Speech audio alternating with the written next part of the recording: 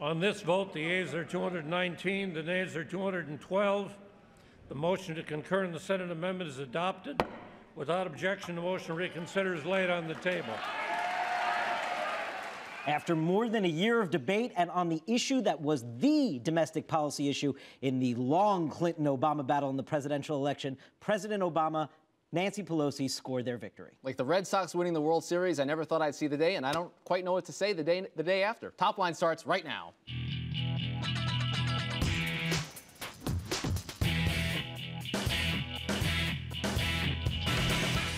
Hello and welcome to ABCNews.com's Top Line. I'm David Chalian. And I'm Rick Klein. Each weekday we're bringing you the very latest political headlines, reporting, insight, analysis, everything you need and want to know about politics. And it's twitter.com/thenote. Let us know what you think. Answer our question of the day.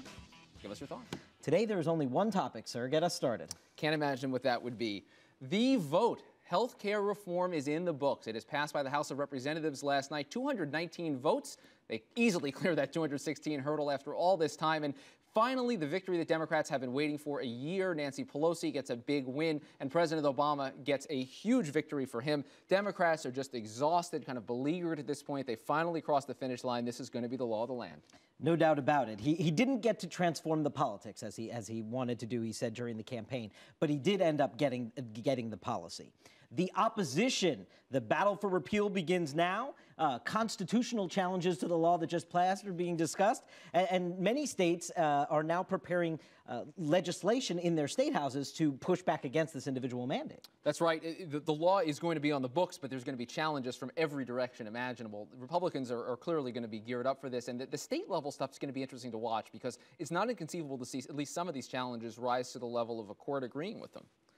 The sale. Now that they've got their law, all that's left is the spin, and both sides are already furiously engaged in this. Some ads are going up in Democratic and Republican districts, both. Democrats trying to make the case that the good things in this bill are going to start impacting people right away. Republicans may even be happier that the bill passed. They have a concrete argument to make against Democrats. They're convinced, David, that the American people are going to reject this. They have cast their lot on the side of opposition on this, and they're going all in on that.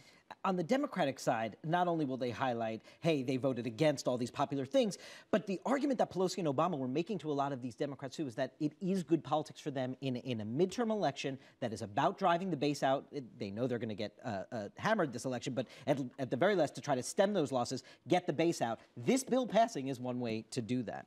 And finally, the path forward. Yes, we're not done with process and the nitty-gritty. We know you're disappointed, but the Senate has still got work to do. You know, the House passed this reconciliation bill, these fixes. That now goes on to the Senate. Rick, Republicans have already said they're going to try to slow this down, throw challenges up there. Mitch McConnell saying that the bill deals with Social Security revenue and that should be out of order in reconciliation. So it's going to be a bumpy road this week for the Senate. And if anything you know about the Senate, things go slowly when the opposition party wants them to. There are so many procedural things that can be done in the Senate. This could still last for some time, and it's all about that reconciliation package. The core of the law is done. This is just about the add-ons. We are going to begin with the health care debate. We are joined by Republican Congressman and Dr. Tom Price of Georgia. He joins us from up on Capitol Hill. Congressman Price, thank you for being here. And let me first... Thanks, David, Rick. Good to be with you. Thank you, sir. Let me first understand, how are you going to tell a constituent in your district who now believes that their 25-year-old post-college graduate can be on their insurance, that no, you want to repeal that, they cannot be on their insurance? Out of the 4,600 pages in the bill that was passed yesterday, you found the 2 pages that might actually do something good. You're absolutely right. It's one of the items that we have been pushing for, and that is to allow young folks to be able to stay on their parents' health insurance until they're at least out of college or have a productive job, maybe at the age of 25, 26. The problem is that the vast majority of the bill, the $500 billion in taxes, the slashes to Medicare, the intrusion of the federal government into the decision-making process for health care, all of those things, along with the sleazy backroom deals that were done for Nebraska and Florida and Louisiana, all of those are in the bill that was passed on the floor of the House last night that the president's going to sign. So it looks like what the president's going to sign is a bill that the vast majority of the American people don't want. And efforts for Republicans to say we're going to repeal the bill are starting already. What is the message? Is it that the entire bill has to go?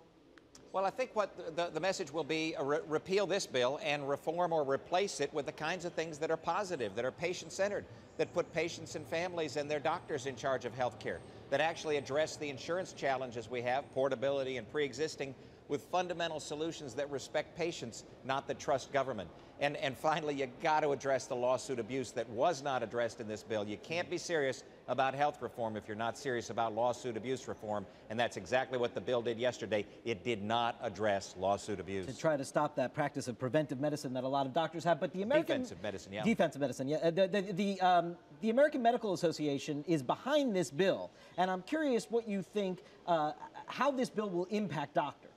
Well, it'll be destructive to the privately practicing physician, the doctors that you and I and virtually every American across this land sees for their routine challenges, for the specialty care that they receive. It will be destructive to the relationship between patients and families and those doctors, because the patients will not know any longer whether or not the doctor's doing what he or she believes is in the best interest of the patient, or whether they're doing what the government's telling them to do. And then it'll be destructive to the wonderful innovation that we have in healthcare, the wonderful treatments that we have that make us the greatest nation in the history of the world, as well as the nation that has the greatest health care when you look at disease-specific criteria. Those things will begin to be eroded if this law goes into place and is fully executed. And I want to be clear on what you're telling the American people about the repeal effort. Is it that if Republicans win control of the Congress, there will be a repeal push for sure? Absolutely, without a doubt. In fact, we're starting that right away. We, in fact, started it yesterday. Senator DeMint had a bill up right away, or a petition up right away to repeal it. We've got repealitnow.net, repealitnow.net for folks who are interested in going and finding an opportunity to be able to vent their frustration and their anger about a government in Washington who will not listen to them about what they believe they want in health care. Congressman, do you believe that the bill passed by the House last night is constitutionally sound? I think there are a number of provisions in it that are questionably constitutional. I believe personally that the individual mandate is unconstitutional. Be the first time in the history of our land where the federal government has said to every single American, you must purchase this, and define exactly what it is. I think that's patently unconstitutional, and I think there will be courts that will find that. Certainly there are mandates that are being pushed down to the states, that many states, up to 40 now as I understand it, are going to be contesting whether or not their citizens ought to be come under the federal law. And then, of course, the Cornhusker kickback, the egregious, sleazy backroom deal that Senator Nelson got for Nebraska. That'll be gone by the end of the week, it looks like. Well, that means that would have to be gone only if reconciliation passed. Right. That's in the Senate bill. That's what all of those folks voted for yesterday, was that sleazy backroom deal that makes it so that even the citizens of Nebraska who oppose it would come out and say, that's not what we ought to be doing as Americans. Finally, Dr. Price, there was a lot of angry and heated rhetoric out there, outside the Capitol, even inside the Capitol. Congressman Stupak called a baby killer by apparently a member of Congress. I'm wondering if you're concerned, watching this develop, whether we're just having another example of the rhetoric and it just getting a little too hot. Well, I think what we're having is the sense that the American people have right now that their government in Washington isn't listening to them. They have tried in every way they know how, that is the American people, over the last 8 to 9 months, right, to let Washington know that they do not believe this is what we ought to be doing as a nation as it relates to health care. And from their perspective, and I agree with them, from their perspective, Speaker Pelosi isn't listening, Harry Reid isn't listening, it appears that the administration isn't listening. And so what do you ask, what else can you ask them to do other than to say, can you hear us now? You've got to be listening to the American people. We are about to have a government that no longer has the consent of the governed. Right. That's a very dangerous place to be. Congressman Tom Price, thank you very much for being here today. We greatly appreciate it. Thank you so much, David. Rick, appreciate it.